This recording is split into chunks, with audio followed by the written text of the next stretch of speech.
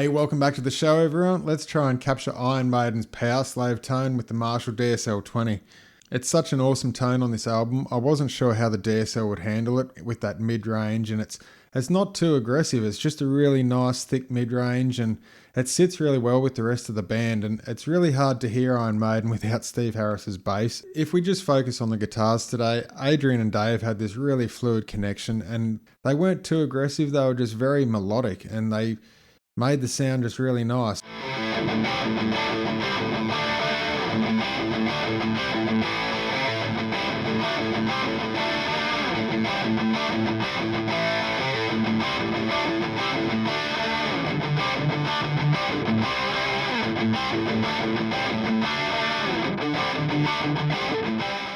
One of the hardest things with Iron Maiden is the whole band just gels so well together that just trying to isolate certain instruments and capture that tone is really hard because they don't stand out as a single instrument. But I've done my best here today with the Marshall DSL just on its own. And these are the settings you can see. I'm fortunate with the channel that a lot of people reach out and we talk about different amps and different settings. And I've been discussing with Devor Pranic the last few months about capturing an Iron Maiden tone with this amp. And these are actually his suggested settings, and I dialed them in and worked around with a mic, and it's surprisingly close, and it's really good just straight off the bat without using any pedals, without using any EQ or post-processing.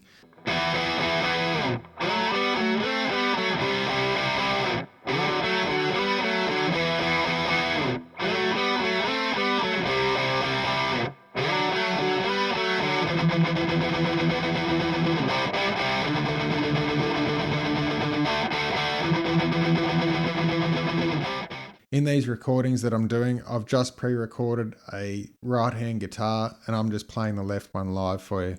So with these settings, they're not exactly what you would expect them to be, but it just seems to make the amp respond in a traditional way, and it really doesn't sound like a modern JCM sort of tone. It's a really classic Marshall tone, like an EL34 tone that they're renowned for, and I think it's beautiful that it can capture such a tone. I know in the recording sessions they would have used room mics and different mics to capture that reverb sort of tone, but in here the reverb isn't the best, so I'm actually using the inbuilt digital reverb in the amp.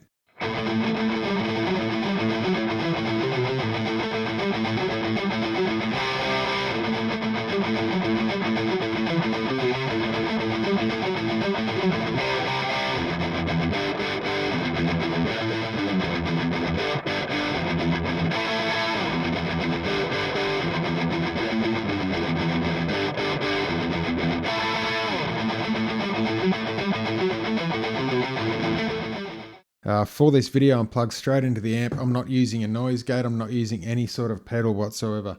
For miking it up, I am using the V30 in the corner under the Mezzo-Recto cab, and only because I've got the ISO cabinet over the top and it's quite nice to use in the room without deafening myself and Ollie there. So the V30 really seems to suit the tone with this. What's in the 1936 vintage cab here is two G12 vintage speakers, and they're not the same as the V30s. They're a little bit too bright with too much top end and fizz on them. For that classic Iron Maiden tone, it's more of that creamier sound like the greenbacks and things. So for miking up the Recto cab, we're just using the SM57, and it's about halfway across the speaker cone, just to give that real sort of warm tone that Iron Maiden's renowned for.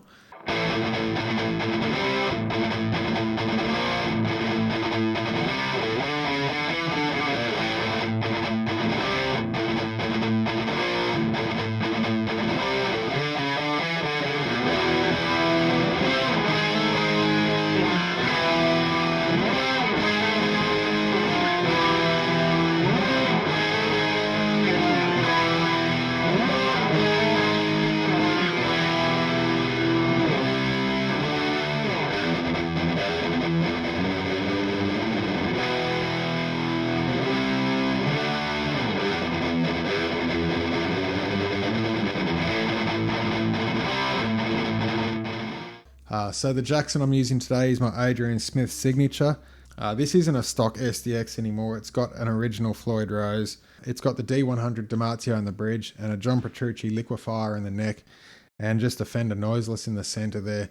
And that's everything that I need. It's got a 5-way super switch, but It's a really versatile guitar, but it's so good for Iron Maiden, and it just seems to have that tone. And mixed with the DSL, I think it's perfect. But all that said, I hope you enjoyed today capturing Iron Maiden's Powerslave tone, and I'll see you next week. Take care.